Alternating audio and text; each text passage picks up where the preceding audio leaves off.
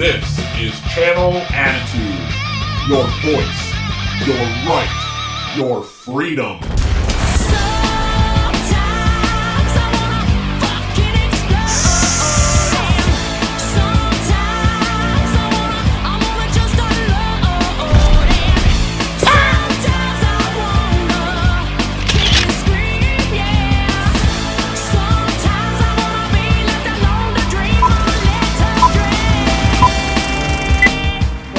Goldy's Closet. I don't even know what episode it is. I think it's 150. We're juggling today because we have Double J in the house, and Double J and I just got back from WrestleCade a little while ago, where it was very humbling to be on the panel with you, where nobody wanted to freaking talk to any of us. But you. Stop it now! Wow, it's 150 episodes. I'm humbled. I'm only on 37, 38. That's impressive, Goldy. And that's why I wanted to have you on today, because I didn't know. I've kind of been seeing that you have a podcast, but I wanted to find out, what yours is, because right now you could freaking sneeze, Jeff, and everybody's got a podcast, and I'm actually getting ready to start parodying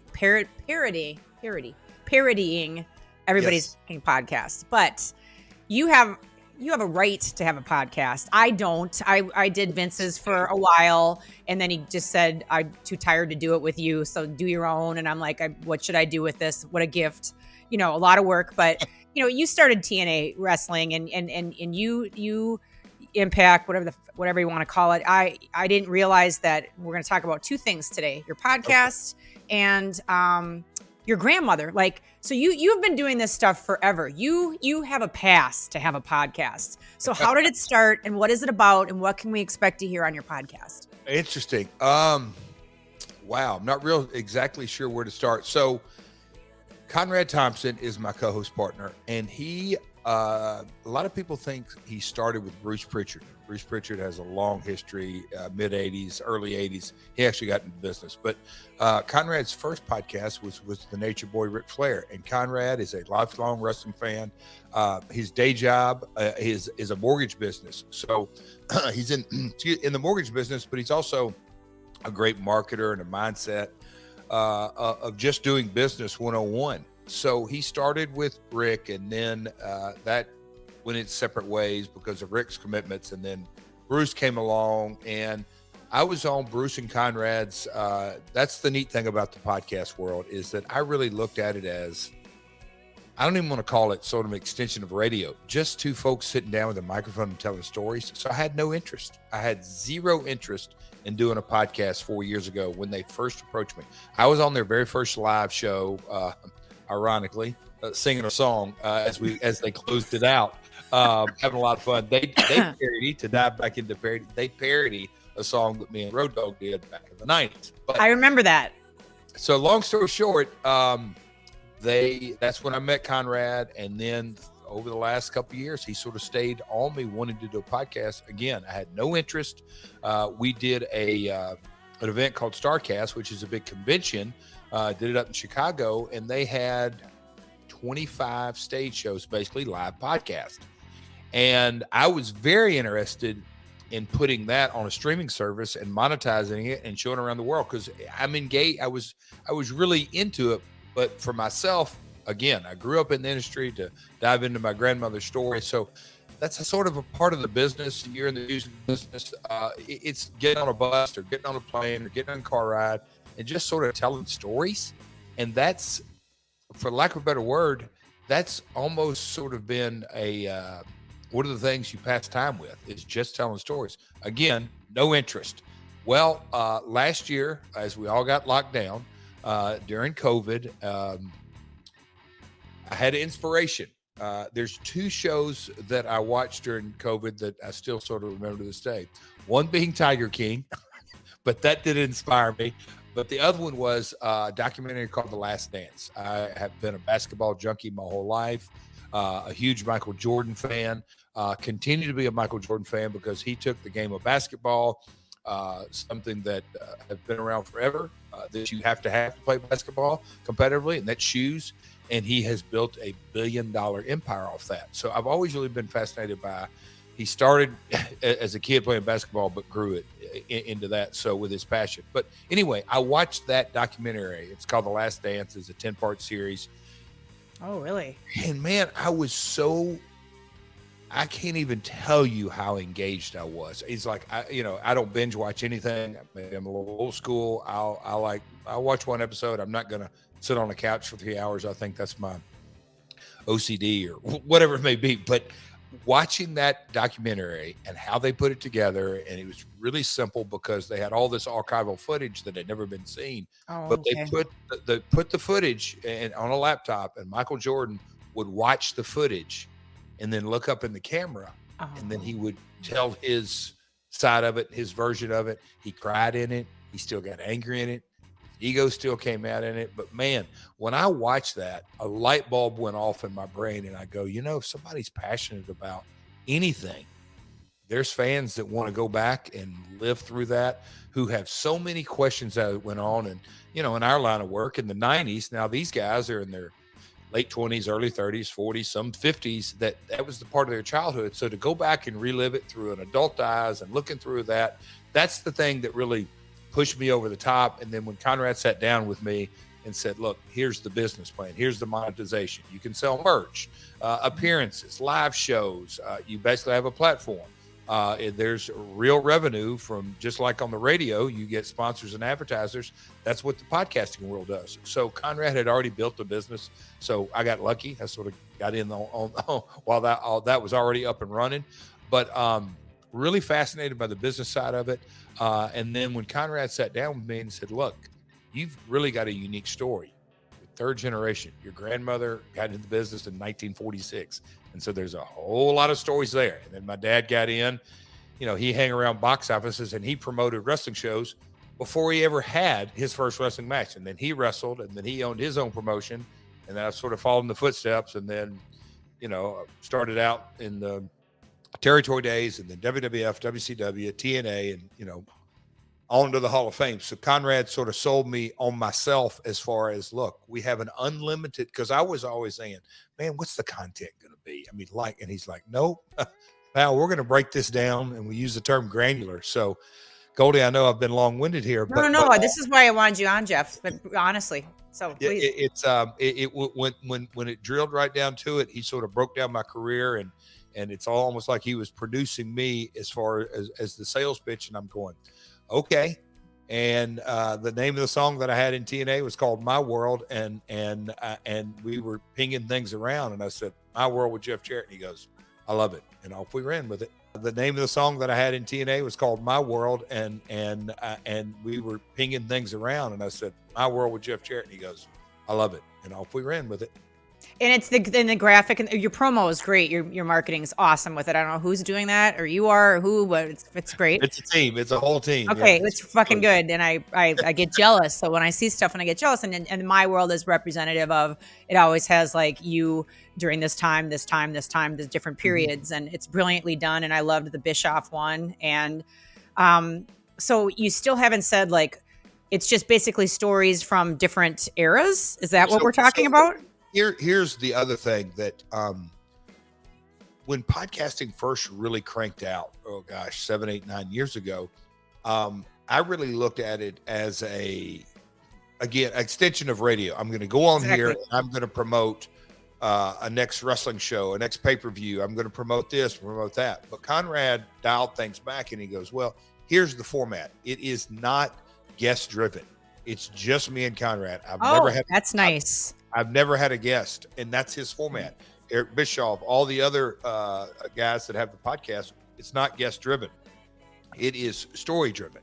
And so again, 35 years, and I'm looking over at my calendar, somebody put up there the other day. So 35 times 52. So there's unlimited amount. So what we do is we take whether it's a pay-per-view event, whether it's a specific talent, a time frame, we go back from a nostalgia perspective. And here's another thing that I've got to know my audience, so I apologize. We have a team of researchers. So we take an event and then they go online, and then there's newsletters, and there's whatever it is. We go back, and basically they create a timeline of the event. So if the event is WrestleMania, they back up 90 days and say, well, this happened on this date, this happened on that date.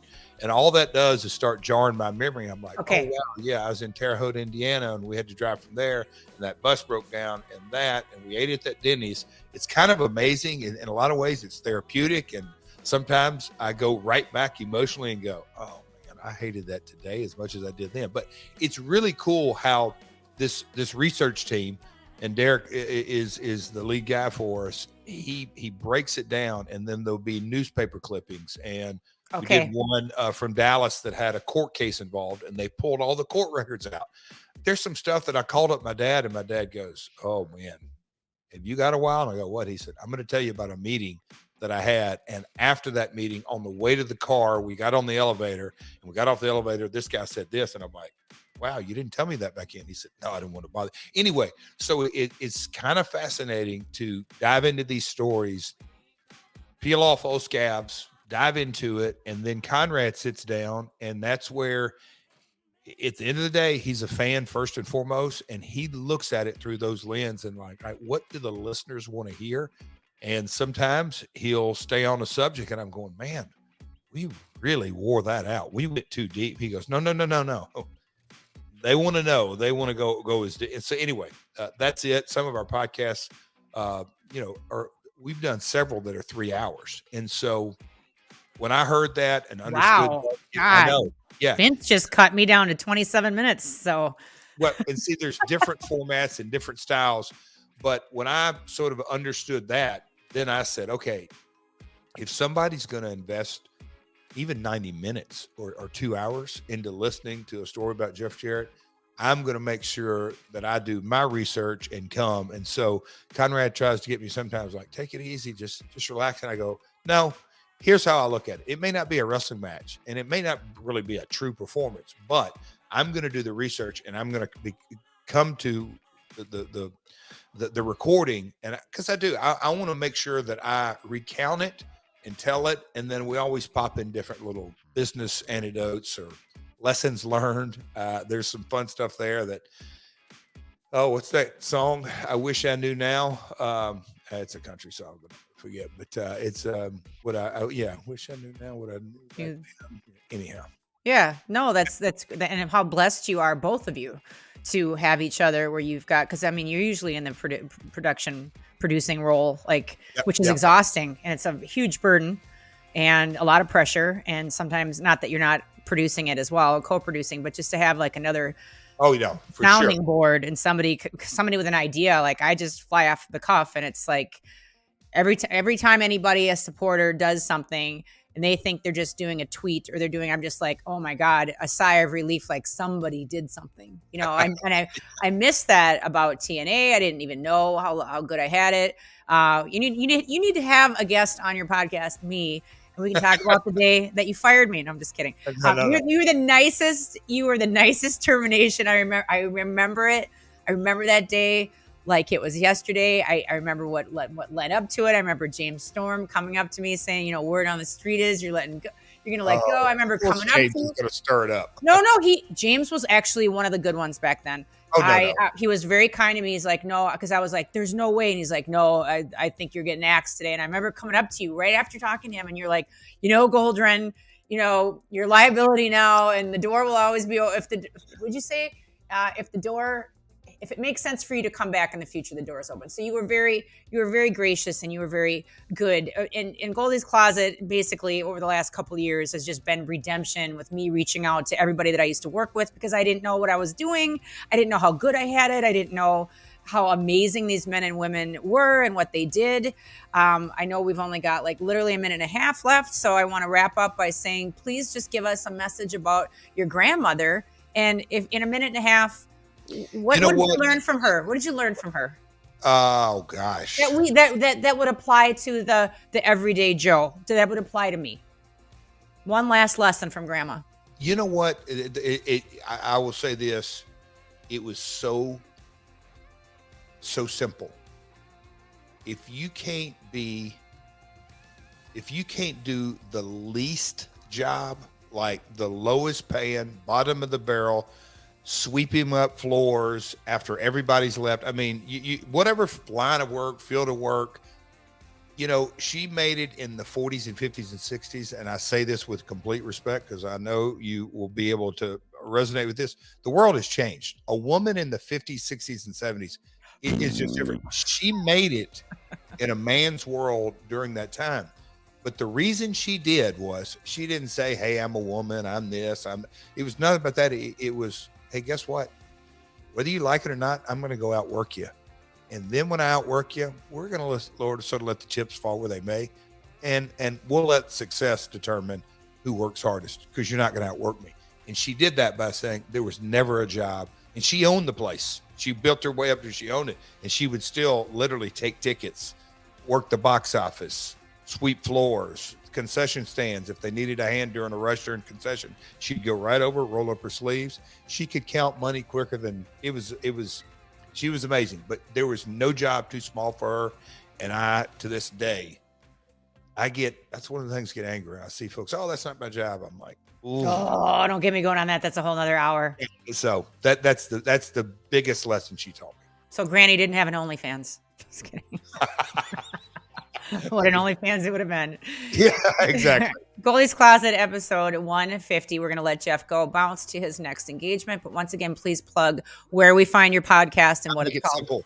Anywhere you buy podcasts, anywhere you download podcasts, it's at My World Jeff Jarrett. All my socials are at My World Pod, and my personal socials are at Real Jeff Jarrett, Twitter, Instagram, Facebook. Thanks. Great seeing you. Appreciate you having me on. My World.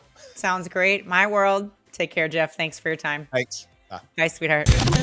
And now a reminder from Russo's brand. Grandpa Vince, yours truly, we want you to be safe, and we want you to take advantage of an incredible promo code that we've got going.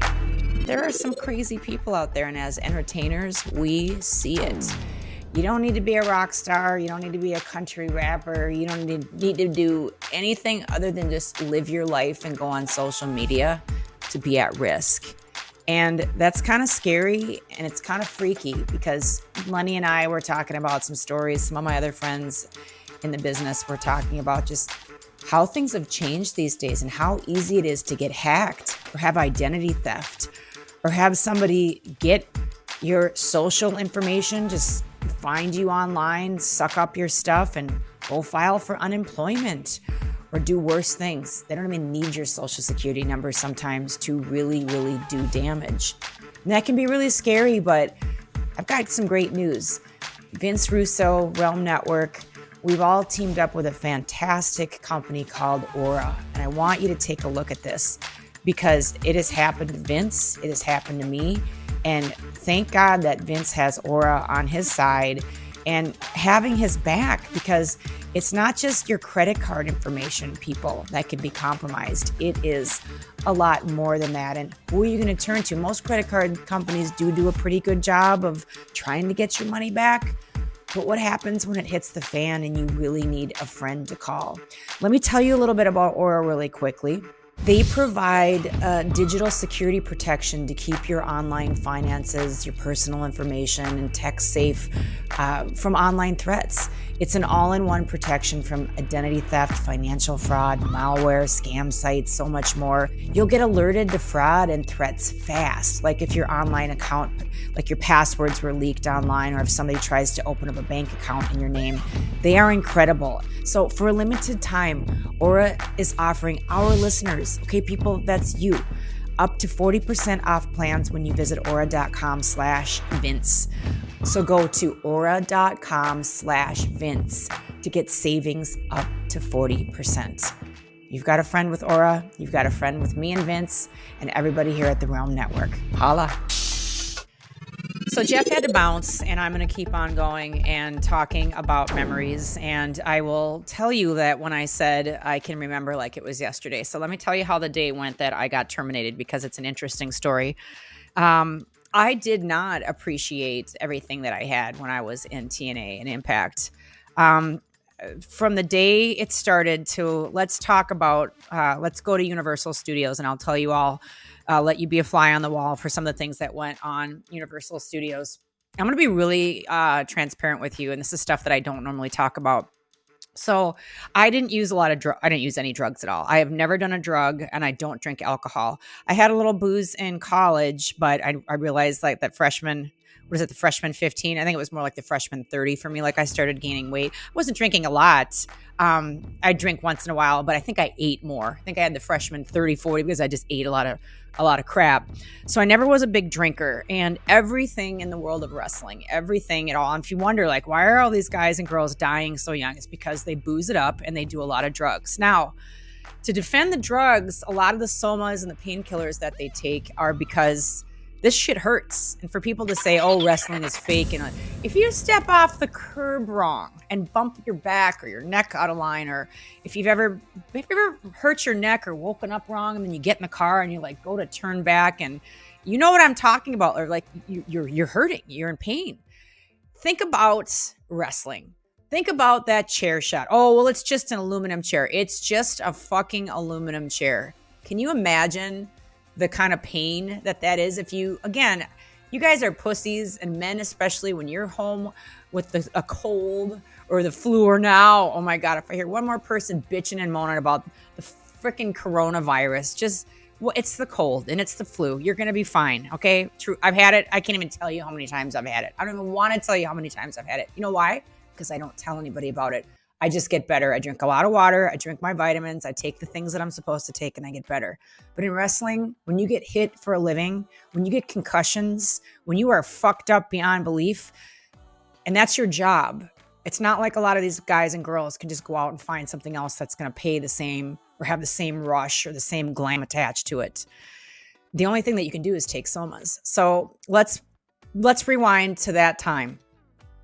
After the show, everybody would get drunk. Everybody would go out to the bar and they'd eat. And then the late night hours would come around where you basically were just doing coke, and a lot of coke. Everybody smoked weed and drank, and then took a lot of pills and did a lot of like really shady shit. Just funky stuff, a lot of sex stuff. And you know what? I mean, I'm like a one guy, one woman.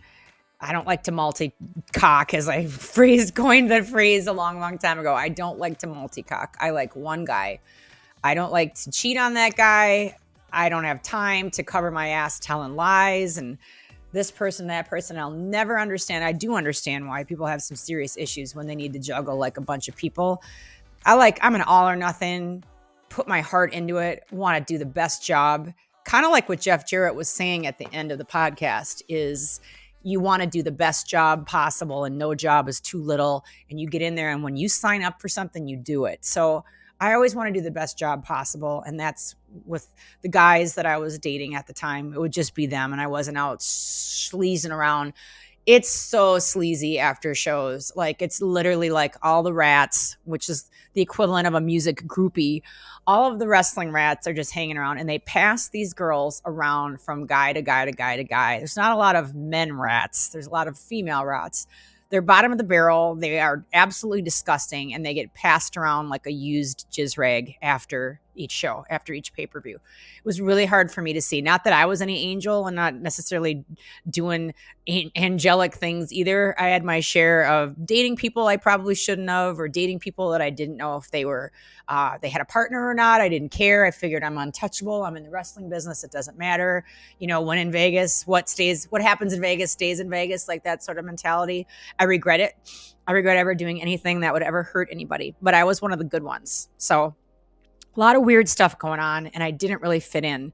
And after the show, I had a lot of anxiety because I didn't drink and because I didn't do any drugs. And everybody would go to dinner and then go off into their groups back to the hotels and just do seedy stuff. And I didn't fit in. And it was always really stressful. Like, I'd get off the plane and there'd be a car to pick us all up. And I didn't have anything in common with a lot of these people, even at that time, even when we were in Universal Studios and we made the switch from the Nashville Fairgrounds. I just never felt like I fit in. I don't fucking feel like I fit in anywhere. I would say, and I will give this as a compliment, I feel like I fit in more with a lot of the brand members and a lot of the people on Twitter. I don't on Facebook and on Instagram. It's so weird how each platform is different, but I fit in more. Maybe it's because more people that we follow each other have the same, you can tell. I don't talk about my political viewpoints. I don't really get into all that, but I can kind of tell who's who and by what they're posting. And it's interesting who who's attracted to me, and a lot of the same beliefs in my heart that you all have. I feel like I fit in more with you. I think there's a lot of really intelligent people that I've met through the brand. It's a different class of folks, and I appreciate you, but I did not feel like I fit in at wrestling. So get off the plane. Here comes the car. I'd be in a vehicle with a lot of people that I didn't really feel like I clicked with, or that I had anything in common with, other than the fact that we were in the same promotion. I'm going to tell you something that I really haven't told a lot of people either, if you've made it this far in the podcast. Again, no angel. I've done my share of mistakes, but I was not a whore per se, meaning whore is usually attributed with you sleep with multiple partners and you're always being passed around. So I didn't do that whole gimmick, but a lot of the girls did. They were constantly just sucking schwang anywhere that they could for a job. And everybody knew who was doing that and who wasn't. And they knew like I wasn't. Even in the rock and roll world, I am more respected than a lot of the other girls because I just don't do that. And it's known. So that's sort of my reputation, and it's always been my reputation. I'm Irish Catholic, and I was brought up with a mom who had me when she was 45 years old. I was brought up with two parents who gave a fuck about me, and they were not my best. They weren't even my friend. They weren't my best friend. They weren't my friends. They were my parents, and they were hardcore, and they disciplined me hardcore, and they instilled hardcore values and ethics in me. So I just never did all of that stuff. And I'm not judging other people that do. It's just you are a product of your environment and how you were raised. And I was raised to be a fucking badass and to be strong and to be confident. And my mom never, ever had a plan B. It was always like, you will do this, you will, and you will succeed. And she was wonderful. And I wish every kid comes from that sort of parenting. So I don't put any judgment past a lot of these people that were doing sketchy stuff because I know the parents weren't around. But it caused me a lot of anxiety. And those shows were terrifying for me. I never knew what I was doing. Even at Universal Studios, I never knew what I was doing. I will say, when you caught Jeff's first half of Goldy's Closet, and he was fascinated by the Michael Jordan story, and he shows up to the table really prepared, even when his co-host was saying, don't sweat it. He's like, no, people are giving me their time and their money, whatever. They're interested. Their interest. And I'm going to come not ill prepared, but well prepared. Jeff's a different type of guy like that. Jeff was always a business guy. Jeff was always very serious. And I'm sure afterwards he partied like the rest of them. But during work hours, Jeff was on his game. It was his company, his and his dad's company, and then his company. My memories of him were just a very stern, serious, but gracious boss.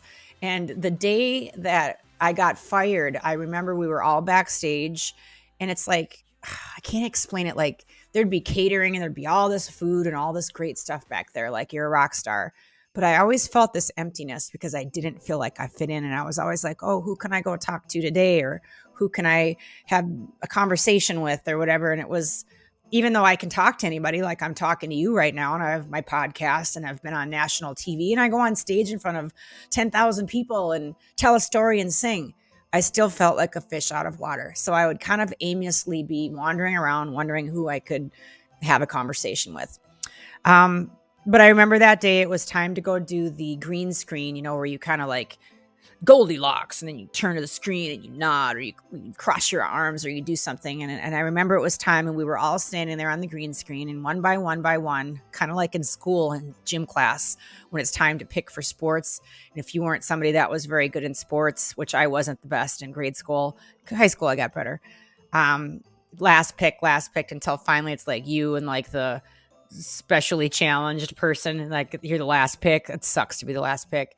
Well, I was watching everybody do their green screen vignettes, and I just kept wondering, like, oh, when is it going to be my turn? When is it going to be my turn? Looking around.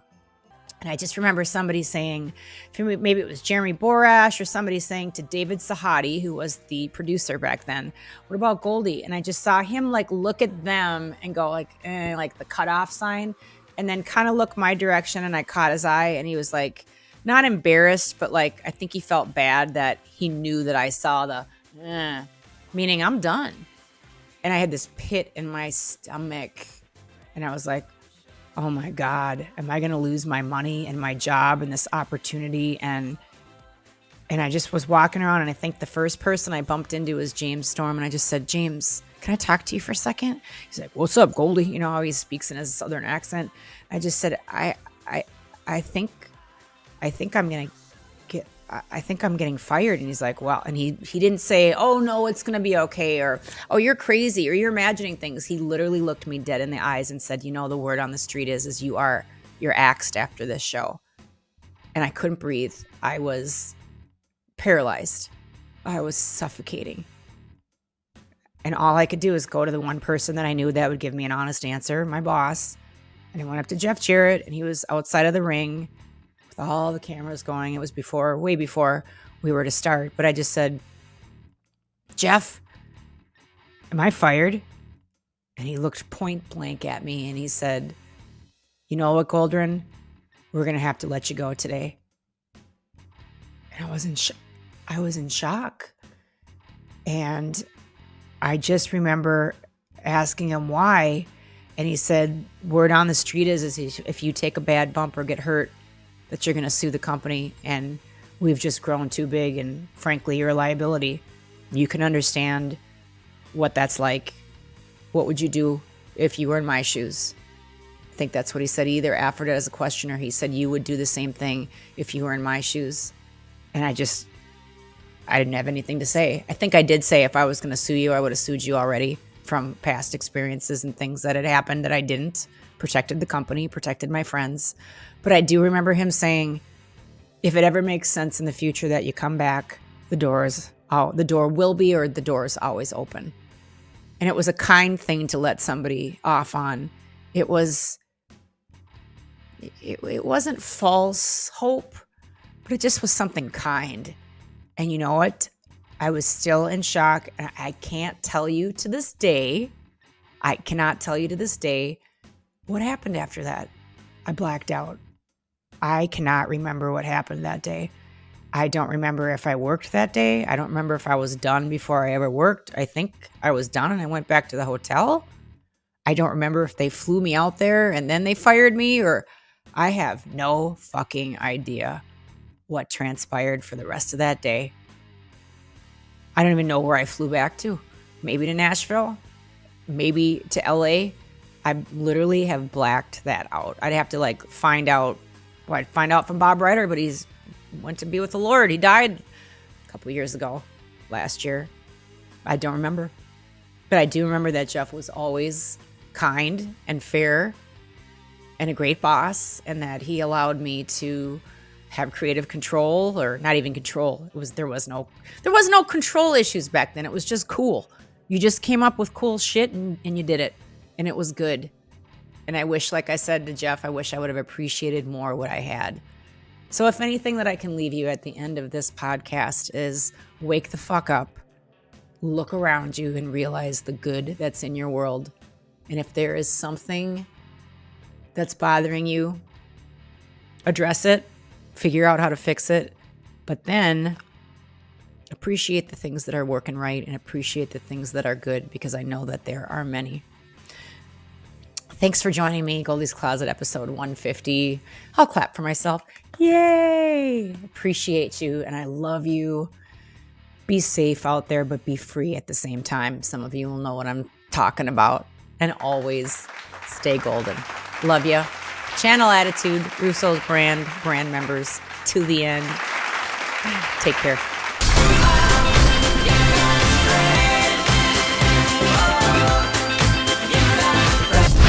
It's Goldy, Impact Wrestling, TLC's Cheapskates.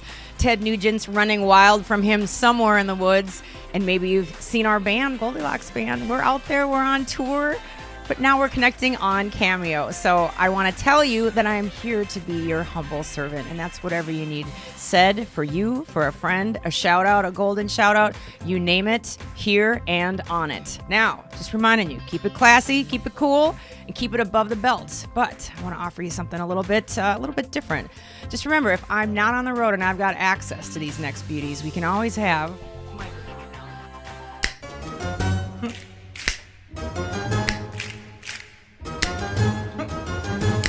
Da-da-da-dum. want to make this the most amazing experience for you ever, because you deserve it. Your friends deserve it. Your loved ones deserve it. And just remember, I can sing you a few lines of a song. It can be from anywhere, like it can be from somewhere over the rainbow, or it could be near, far, wherever you are. It could even be on a highway to hell. It can even be from there. Oh, and keep in mind, not all requests are the same. Maybe your motivation comes with a harder edge. Maybe you need a more jagged little pill. There's nothing that I love more than playing the heel. So if you need your message delivered with more, what's the word I'm looking for? Intention? Please specify. Can't wait to connect with you on Cameo. Thanks so much for being here. Stay golden.